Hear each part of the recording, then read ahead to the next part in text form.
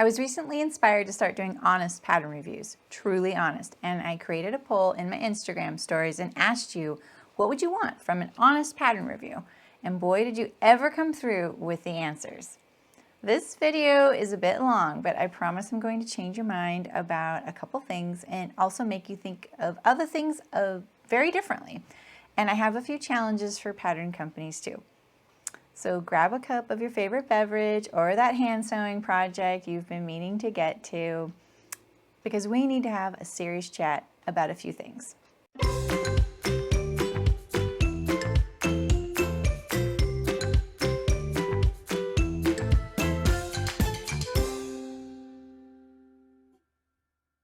Hi, I'm Sarami, and usually I live stream sewing, but today I want to talk about expectations of patterns. Like when you buy a pattern, what can you as a sewist reasonably expect from the pattern? And let me be clear, I'm on your side. However, I have had a long career making patterns, so I'm on the pattern company's side too, within reason. I mean, there's not really sides here, right? One thing I learned from this poll was you all have legitimate needs, questions, and expectations from your sewing projects, and you should. However, I am making this video because, gosh darn it, I love you, but you have some unrealistic expectations from your patterns. There, I said it. I think we can get to the bottom of this and to the heart of what you really want or how to ask for it. And then I can start making honest pattern reviews. And like I said, I have some demands too. This poll was a great exercise for me. I haven't been a beginner sewist in a long time, and you all reminded me about a lot of things that frustrated me about patterns early on too. Don't get me wrong, if you've been around me at all, you know I dislike a lot of little things about patterns, but I feel a bit specific in my desires now. I'm far more opinionated than I let on, but only because I don't want to taint your opinion. I know my experience is a little different than most sewists. I received over 200 replies to my survey on a sleepy Sunday. That is pretty good. I don't get quite that engagement and rarely post stories, so thank you, because I learned a lot. I divided up the responses into categories. I was pretty overwhelmed trying to keep track of all the data, and there's no export function with stories, so I typed them into a spreadsheet. One category I made was your top 3 responses. They were no surprise, but they're worth mentioning, and let's get them out of the way. Your top 3 wishes from an honest pattern review were: number 1, does the pattern have clear directions? Number 2, does the pattern fit as it should? Number 3, is the pattern well drafted? Those are all perfect, right? And for the remaining responses, I divided them into these 7 categories. Number 1, size and fit related opinions. Lots of folks use these terms interchangeably, but some of it does overlap. Number 2, envelope related metrics, like does it have illustrations? Can you tell what body type it was drafted for? Number 3, instructions review, what you want to know from the instructions and what I think about them. Number 4, information about the PDF file, like does it have layers or projector files? Number 5, information about the suggested fabric and supplies, like are they hard to find? Is it easy to figure out what they are? Number 6, and then your ideas for what you want me to cover in the subjective part of review. Basically, all the things you want me to roast a pattern company for, which incidentally is absolutely not my plan. I'm not going to sugarcoat stuff, but I'm not out for damage. I want information and transparency. Number 7, lastly, I made a category I called if you could learn this ahead of time about the pattern before you buy or make it. So why am I making this video? All right, let's be honest about a few things and the reason I'm making this long video / lecture, and I promise to get back to the poll. If you want to become a better sewist or pattern drafter, you have to understand a few things. The reason I'm saying all this is because out of the 200 poll responses, there were over 100 that sort of showed me that you may expect a pattern to be a certain way when you really can't expect it to be that way. I boiled it all down to 3 main categories, and I'm here today to talk about each one as brief yet thorough as possible. Here's what we're going to talk about. Number 1, drafting, and is it okay for an amateur to create patterns? Because I got quite a few responses saying, I want to know if the pattern was drafted by an amateur. Number 2, sizing and why it is the way it is, regardless of inclusivity. I think I'll be saying a few things you have never heard or considered, especially about standardization. Lastly, number 3, fit and why fit is the way it is. Hey, it'll fit someone, right? Let's start with the last one, fit. And bear in mind, there are a few things I'll say that overlap with sizing.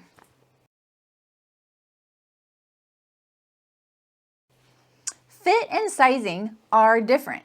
If you make the size 8, it should fit good. If you make the size 26, it should fit good. It doesn't matter what size one makes. If you measure the size you made, it should fit. So why doesn't it sometimes? And the age-old question, are there standards? All right, let's define fit first. Fit is usually about comfort and how we think a garment should hang on the body. But this is influenced by current trends like, are jeans low rise or high rise right now, baggy or tight? And in some ways, many people don't know when a garment fits bad or good, since comfort is so important and we consider how flattering we think it is. That's a whole other topic and very subjective. Just think of looking at how guys liked their pants to hang off their hips. Remember that trend? They didn't fit well, but if they wore them how they were designed to be worn, those guys wouldn't have liked the fit. How many of us actually get to wear a good fitting pair of pants or jeans that we purchase right off the rack? I have some jeans I absolutely love, and they're not particularly flattering by the critical world standards, but they fit perfectly and they're comfortable. And then throw in the fact that people have differing opinions on what fits well and what's flattering. What I have learned about fit and companies over the years is that almost always you can look at the original owner of a company, ready to wear, or a sewing pattern company, and the base size, or at least one size from their range, will fit the owner almost perfectly. Think about that. The fitting standards of our world have been based on real people, but it certainly doesn't feel that way, does it? Think about it this way. Most companies begin the same way no matter what they're selling, be it cupcakes, knitting bags, or dog sweaters. The creator couldn't find what they were looking for, so they made it themselves. And in this case, maybe someone couldn't find a shirt that fit their long arms, and once they started making shirts that fit, others said, hey, your shirts fit me, you should sell those patterns.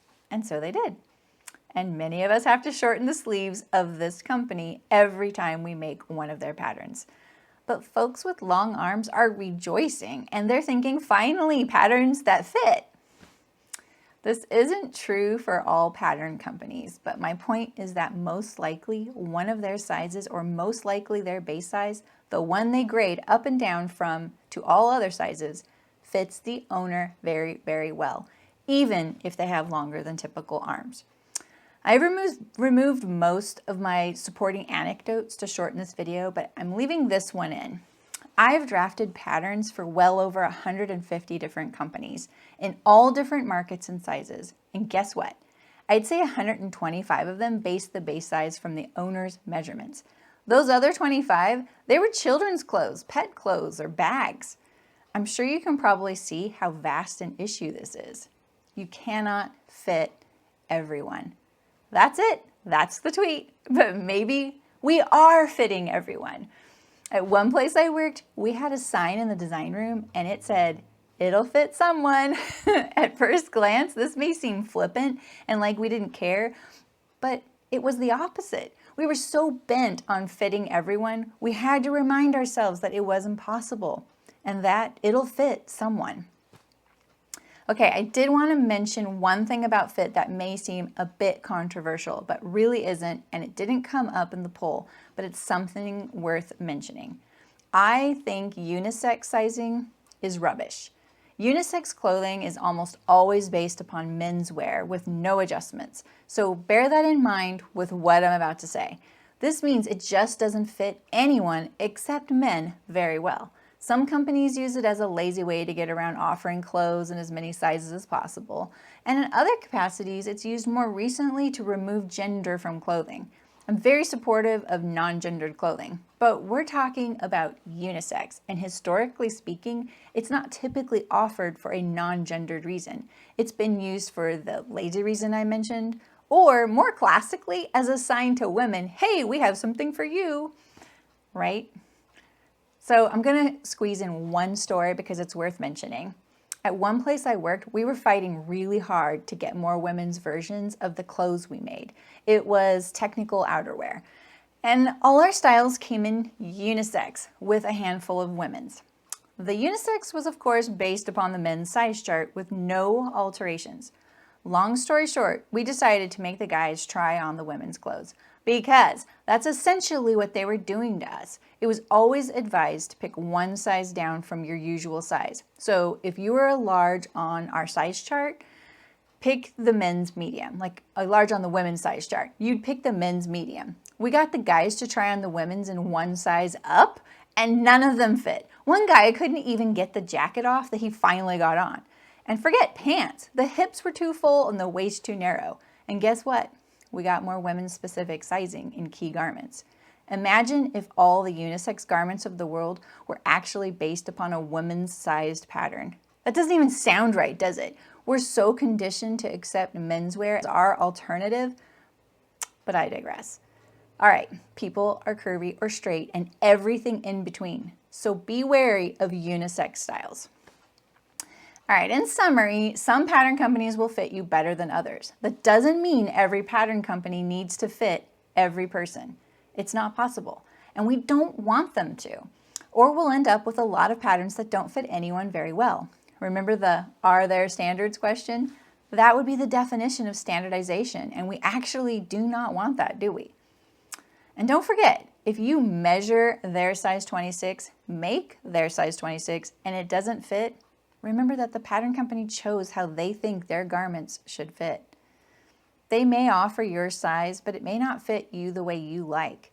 It's okay for a pattern company to specialize in a certain style of fit, and you may have certain adjustments you typically have to do to all patterns, no matter what company. It doesn't mean the fit of the pattern is wrong. It can be, but it doesn't always mean that. All right, for this fit category of my video, here are my 2 demands of pattern companies. Number 1, it would be very helpful if pattern companies told us what body type they're fitting. A little insight would save us all some heartache, but tell us general silhouette with lots of measurements regarding your base size. And I expand on this in the next category. What does your customer look like? Do I look like your customer? All right, number 2 demand. For Pete's sake, tell us what size the model is wearing in the photos, please.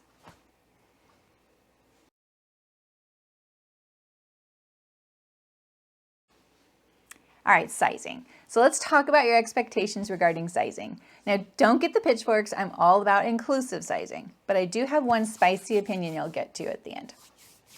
And when I'm talking about sizing, I mean what and how many sizes are offered in a home sewing pattern. I haven't spent much time working in the home sewing industry. If you want to call being a YouTuber who sews live as working in the home sewing industry, I've obviously been sewing home patterns for a very long time, but it's very different than the garment industry. However, they do share the same baggage about sizing. I think we all want to blame someone for why there's never enough sizes being offered. There's never enough when you're shopping at a store or sewing a pattern. If you think it starts at fashion schools, they're mostly looking to the fashion industry and trying to provide what the industry needs in the way of jobs for their students.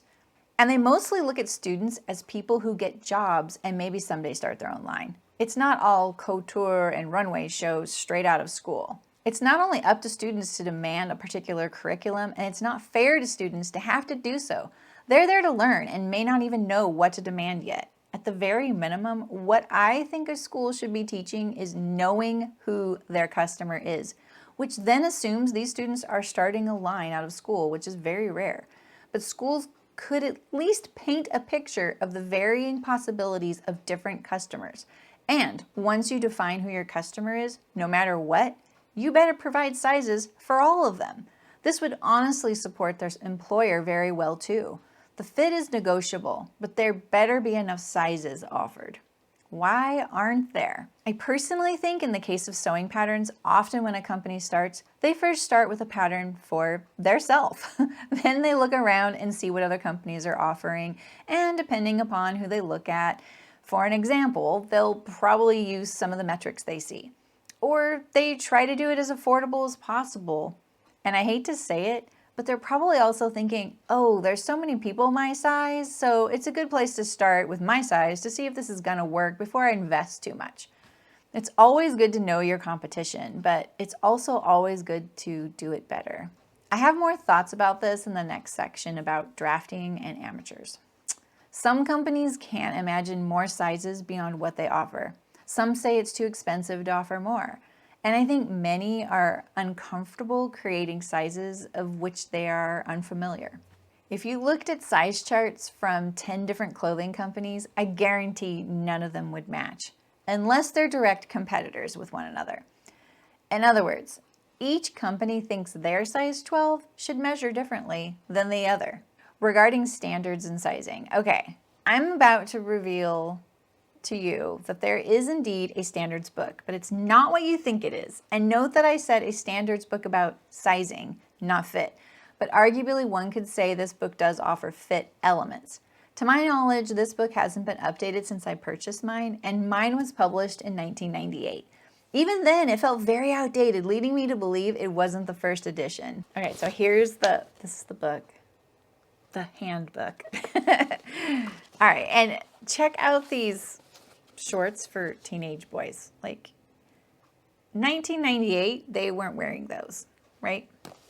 This book was very helpful to me for one thing mainly, and that was grade rules. A grade rule is the difference between sizes. I won't go into a lot of detail about this since this video will be long enough and math. But basically it's the amount that is between sizes, like the bust is 2 inches larger from 14 to 16. The bust, waist, and hip grades are the easiest. It's all the small details like a sleeve cap width, neckline opening, wrist circumference, or a pocket opening that you need to get right too. And these grades are fractions. I liked this book because sometimes I would want to know, how much does a pocket opening grade in the big and tall menswear market? Or how small does an ankle opening get in infants' clothing? The book wasn't always perfect, but it was always a great starting point. So although it's marketed as standards, it's more accurately about the standards of differences between sizes and the measurements of clothes, like how tall the rib collar should be on a t-shirt. Let's put it this way. The hem circumference of bell bottoms grades the same as skinny leg jeans. I'm actually not 100% sure on that, but I'm pretty sure, and you get the picture. The style doesn't matter, so there is no book on standards. In some ways, pattern companies lack size charts. This isn't something I consciously realized until recently. I mean, the body measurements of any pattern you purchase is essentially a size chart, but often it's not very detailed. I mentioned this earlier in the fit section about a company's base size and how it fits. We need more measurements. Bust, waist, hip are not enough. Some folks need a lot more. So where is this information? I know it exists. When you're shopping patterns, you don't go to a pattern company's website and look for their general size chart like you would when you're clothes shopping online. But guess what? They have a size chart. They better have one. It's literally the handbook of their patterns. It would be very helpful to see all the nitty-gritty measurements, everything from shoulder width, bicep circumference, high point at shoulder, arm length from center back neck, things like that. You see this page from this standards book? You see, this is all of this right here are individual measurements that pertain to the different parts of the body, like everything from forearm length to elbow and waist and wrist, waist to hip, waist to knee, waist to ankle, waist height. You know, there's all these different things, and then, you know, this they would call this, you know, in here, this was the size 8, and then that's the size range. So I'm going to talk about like why that number doesn't really matter, that size 8 number doesn't matter, but these measurements right here, this whole long list, this is really, really, really helpful information. And every pattern company has most of these probably for every size in their line. I always did. I'm going to bet that many pattern companies have this book too, but they don't have to use it, you know? And by the way, to be clear, this is very different information than a pattern's measurements. Like the pattern and the body are different. This list of measurements would be like seeing their block or sloper in measurement form. Ooh, that'd be so good. But to some, it probably feels like revealing their secret sauce, and it's not. It's information, and they're not inventing this information. It probably feels like it, but it's all just numbers. How can we shop your clothes if we don't know what size to pick? The body measurements and the finished measurements aren't enough for many people. Like I said, many of us need more than bust, waist, and hip. I personally think many companies fear they'd come under scrutiny, or we'd find out they aren't measuring consistently in the most accurate place. Like when a company says length for a top but doesn't even tell you where it's measured. That drives me bonkers. All right, one last thing about sizing. Sizing is fluid. It's very confusing for this reason. And even though that book has that list of measurements for a person in lots of different markets, the size they labeled it is just a label. It's not the same. That label is probably not the same today. If you were to look at and measure a size 8 dress form every decade from the last 80 years, each one would measure differently. We change how we feel about what a size 8 is quite often. Remember vanity sizing? Size is just a number. It's all about the measurements. Grade rules, however, don't change. I'm not a fan of sizes that are replaced with other symbols like letters or names. I'd rather it just be a measurement like the bust or hip of the pattern. For example, I'd buy a size 38 shirt since my bust is 38 inches. All right, here are my demands for pattern companies in this sizing category. Number 1, like I said above, I want to see your size chart with all the measurements.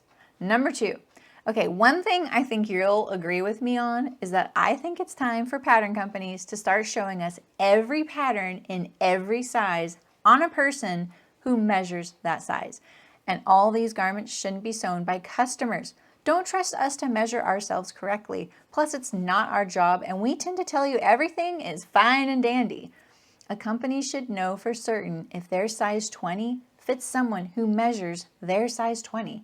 If you want us to buy it, show it to us. We don't get to try it on and return it. We're investing a lot of time and money. Show it to us on the model who actually measures what they should on the size chart. If a pattern company can't cut and sew every size of a pattern, that's an issue. Okay, I do have one more controversial thing to say, so get your pitchforks ready. I don't think every pattern company has to design patterns for every size. I want them to.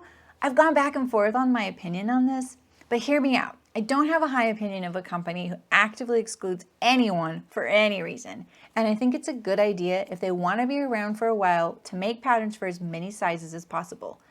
And it's narcissistic and naive to think your current customers who fit in your limited size chart won't maybe someday need more sizes. But if that company has decided who their customer is and it's not you, you're not their customer and it's their loss. I think if a pattern company isn't going to draft for a lot of sizes, they should be honest and say so, period. Yes, we know it is an investment in time and money. If they are established, it's a particularly large library to update. But if it's a small company, they could start right and make all the blocks for their size ranges and include folks from the start. They need customers, right? Boom! Raise the bar. The more sizes you offer, the more customers you potentially have. There are a lot of pattern companies, and there aren't enough sizes being offered. All right, I'll leave this section with one last note. I often say how hard it is to sew something the first time, and I make it and then make it look like you've sewn it 15 times. We don't get to practice beyond a possible prototype or a muslin. All the patterns I drafted in the garment industry were very, very tested. Mistakes still got discovered on the production floor, but they were subtle and often something you, kind viewer, probably wouldn't think is something ever to fix. Think of it this way, and this leads also into my section about quality of drafting. All right, keep up with me here. At a garment manufacturer, if we're going to draft a pattern that is about to get sewn 5,000 times, we better make sure it works and the sizing is what we said it would be. There's no backseas. That's a lot of materials and labor invested. But if a home sewing pattern company thinks they don't have to pay the same amount of attention to a pattern that's maybe not getting sewn even on that scale, I have one point to make. Let's say a pattern in a factory is getting made 5,000 times for its production run. It's only being sewn by 100 people. And incidentally, each person is only doing a couple steps 5,000 times, and that's why it looks so good. But if a pattern in the home sewing world was getting sewn 5,000 times, it's 5,000 people sewing it once. The chance for user error is too great to not make sure your pattern is proven and will meet expectations. Think about that. It's got to be even more ironclad since a pattern company also has to take into account the varied skill level of their customers. All right, drafting. One person in the poll wrote, I want to know if the pattern was drafted by an amateur. Ouch! I know what they mean and can hear the frustration in their experience with badly drafted patterns, and it's probably little things they've encountered that make the pattern a chore to sew. You all very understandably want to know if a pattern is drafted well. Now, I take this to mean the seams will line up to one another, the markings will match, the garment will look proportionally accurate to the one presented on the cover of the pattern. If it's pants or has sleeves, they will be balanced. If it has a collar, it will fold down correctly. The pocket is in the right spot, all those sorts of things. And of course, the company knows how to fit their customer. So what if someone who is new to drafting starts a pattern company? So what if they do? I think this is awesome. Usually patterns from beginners sew together, but they'll be missing some subtle elements to make it a well-drafted pattern. They'll be technically accurate, almost school book accurate, but they're missing something, and it might be fit related. I often see this with sleeves. Many sleeves just aren't drafted as good as they could be. It may sew together, but it will fit sort of meh. However, it will fit somebody, or maybe a few somebodies, and then the company may think, hey, my pattern is fine. Those folks who complained are the ones who are wrong. So trying to tell if a pattern company is a novice can be tricky, but it's none of our business by and large. If they are making patterns you like that fit you and sew together, yay! But I know that's not what was behind this person's poll response. All pattern companies are learning every day what they want to do better, no matter their experience. And hey, just because someone has been drafting a long time doesn't mean they have to know everything. Do you think an auto mechanic knows every car and how to fix every issue? We have to allow folks to grow and learn. It's our choice whether we take a chance on them or not. But how do you tell, right? So one telltale thing I look for in a pattern and a pattern company is if they draft patterns with set-in sleeves and if they have pants in their line. And the pants are fitted, not pull-on elastic waist, but fitted with a waistband and a closure. Both of these are on the more advanced side of pattern drafting. You're taught both in school, but getting the fit right makes a lot of folks nervous. Most pattern companies don't draft patterns with set-in sleeves, and I think they do this for one of three reasons. Reason number one, they want people to finish their garments, so they opt for what they think is an easier sleeve to sew, like grown-on sleeves, raglan, or dolman, to name a few. Setting in a sleeve is an essential sewing skill every garment sewer should learn, and I have a video showing you how to do it easily. There's a link above in the top left corner. The problem with this is that those sleeve styles don't fit that great. So while someone will finish the pattern and post it showing others, yay, it may not end up being a garment they will wear as often. It's also not a sleeve that's great for somebody with a full figure. Less structure is not a better fit, but the pattern company wins since people finish the pattern. All right, reason number two, they don't know how to draft a really good set-in sleeve or it makes them nervous. So let's be clear. Some sewists have consistent fit issues they have to do to make sleeves and any garment fit them, like a full bicep adjustment. So just because you sew a set-in sleeve, it doesn't mean it's fitting bad if you have to do a full bicep adjustment every time you sew a sleeve. I mean, most of us sew because we couldn't find clothes that fit us in the stores, right? All companies should have a sleeve block already, so a set-in sleeve should be a non-issue. One time I had a pattern company tell me about their pattern and then said to me in quote, I quote, "My sleeves are easy to sew in and match too," meaning it was easy. That was a warning sign and I interpret it to mean there's no ease in the sleeve, therefore it will not fit. That was true, by the way. I turned that shirt into a sleeveless top. All right, the third reason, it's the style they want for the garment. Legit reason, the cute factor. We like that. But dang, there are an awful lot of patterns with dolman, grown-on, and raglan sleeves, and now big full sleeves, so they're getting a free pass for a little longer. Sure, they wanted that sleeve style on every garment in their line. I'm a little suspicious. I know this isn't true for all companies, but it's definitely something I look for, and it is typically a more tailored style in some respects, and that may not be their jam. Here's the thing. I'm all for amateurs drafting patterns, but it doesn't mean I have to buy from them twice unless they start getting better. Once you've sewn a lot of garments, you get good at spotting telltale things that may show how well something is drafted as far as fit and style. You also know better what styles suit your taste or fit preference.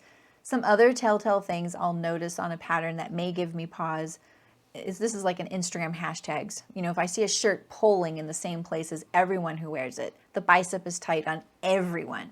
The pants always have drag lines in the same exact spot. The collar looks funny no matter who sews it. And if there's recurring comments made by lots of sewists about a particular issue regarding sewing or fit. You have to be a detective. And I have some tips for you on how I pick patterns and plan for a successful make, so stay right there because they're coming up. Okay, last little thing about amateur drafting, and then we'll sum up and get back to the poll. Someone recently mentioned a pattern company I haven't sewn before and said they really take a lot of time and care with their pattern development, and they took 8 months to draft that pattern. So for me, that was a warning sign. To them, that was care and assurance of the drafting. I'm going to tell you a secret. I'm pretty sure many pattern companies don't draft their own patterns, or the owner you know and love doesn't draft the patterns. And this is completely fine. But I think it would surprise a lot of folks to know this. And that can add to the pattern development time if they're using a freelancer. But if they employ a drafter, it would hopefully help the timeline since they're not running a company and drafting all their patterns, which I think is also true in many cases. Did you know I could draft a paper pattern today, mail it to a grader, and in a week or so have a nested pattern with all the sizes based off the size chart I included, emailed back to me for $9 per size? Does that mean it's ready or tested? No, absolutely not. A lot more goes into it, a lot more. But telling me you're taking 8 months on a design tells me you don't know how to draft it or you don't have a block to start from. That probably sounds a little harsh, but it's true. A pattern with less than 10 pieces shouldn't take 8 months to fully perfect if pattern drafting is your full-time job. There's a few caveats to that statement. Some designs do take 8 months, and some companies have more than one size chart they're drafting for. And some companies are working on 8 designs or more at once. But here's some perspective.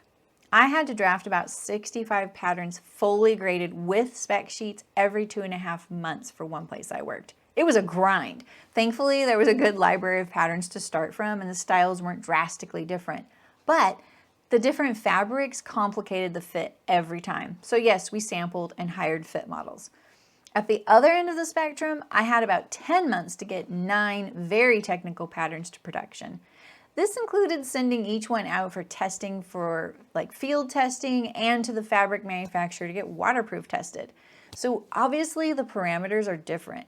If you have a size chart and a block, all you're working on is style design and refining the fit. It might sound like I'm being a little sensational. I'm just trying to give some perspective. So for this section, I don't have any demands of pattern companies here, except just be honest. If you're not gonna add sizes your customers want, please tell them. If you are, please share your timeline. They will respect you more and be a lot kinder if you tell them what to expect. If they're not your customer, let them move on. Stop wasting their time and money. If you're too afraid to say you're not going to offer more sizes, then maybe there's something about that to think about. And there's a creative way to make it happen. And we probably need to be a little kinder on their timelines to them too. And I suggest not giving money or attention to a company who doesn't draft for you. It's their loss, and you deserve a company who does draft for you. All right, let's get out of the bog of details. I want you to understand what is acceptable to expect from a pattern and a review about a pattern. And I am here to balance expectations. But I'm also here to start getting more from pattern companies. And also less in some ways. Please stop making 30-page instruction packets. My desire is to present an honest pattern review that covers a lot of what you requested in the poll. My plan is to make a concise review that is about 8 minutes long. I'll go over the black and white of a pattern, the yes/no questions, and then I'll have a review that is my opinion. What the review cannot tell you is things like this. If an FBA is needed, I don't know, do you need an FBA? How easy is it to grade between sizes? I don't know, how well do you know grading? How does the grading look overall the sizes? I don't know, I'd have to see it on every person of every size. How is the fit in the extended size range? I'd have to see that too. Are cup sizes accurate? Again, I'd have to see every size on every person. Are there problems with common modifications? Well, what do you consider a common modification? Is the pattern suitable for adapting to different body shapes and sizes and proportions? Well, probably, that's up to you. What are the potential hacks? Infinite, that's the answer. I also can't tell you if it'll fit you or if it's timeless or trendy. What my review can tell you is how well it's sewed together. Is it accurate regarding finished measurements? Do I notice anything weird? Are the instructions accurate? Is it beginner friendly? How long does it roughly take to sew it? If the technical drawing matches the finished garment? Were the markings accurate? If I recommended to sew, or would I sew it again? And so many more things of this nature. In closing, I've learned a lot, and I think I can help even better now. This has really invigorated me. For now, I'm going to leave you with a few tips. These aren't earth-shattering, but these are exactly the things I do when I'm shopping for a pattern. Nothing less, nothing more. I do them all, but sometimes I do skip number 2. Number 1, consult the hashtag for the garment. If you're not on Instagram, then this is tough, and I understand the multitude of reasons not to be, but I do encourage someone to at least make an account for hashtag searching, because the information is more than helpful. And I have some tips of what you can do instead of Instagram in a minute. Seeing it sewn on different bodies is helpful. If you post your makes on Instagram, remember how helpful it is to know things like what size you made and your key measurements, and any frustration you had. All right, number 2, I make a muslin or a prototype. Yep, if you expect to get the results on the cover of the pattern envelope, remember how many they had to sew to get those results, and you may need to sew 1 or 2 as well. Or at least sew like a key part of the pattern that you usually need to fit. Number 3, consult the size chart and make sure your measurements are accurate. This one should go without saying, but trust me, just check your measurements and follow their guidelines for selecting the correct size.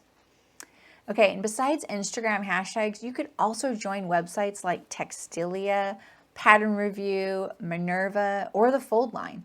I agree with others that most reviews are a little sugar-coated or self-deprecating as to the cause of sewing issues. Folks, if you couldn't get the seams to match, just say so. You're not in the wrong. Why are you afraid to say this? It helps the pattern company and other sewists. It's not mean, it's a fact. We could fix it, move on, and get to better sewing, right? All right, remember to be kind to yourself. You don't get to try the pattern on first or return it if it doesn't fit, like you do when you buy a garment off the rack. And remember what I said about it being sewn 5,000 times. Each one of us is a sewist on a very large production floor, and sometimes we're doing the work for the pattern company of the testing. All right, what can you expect?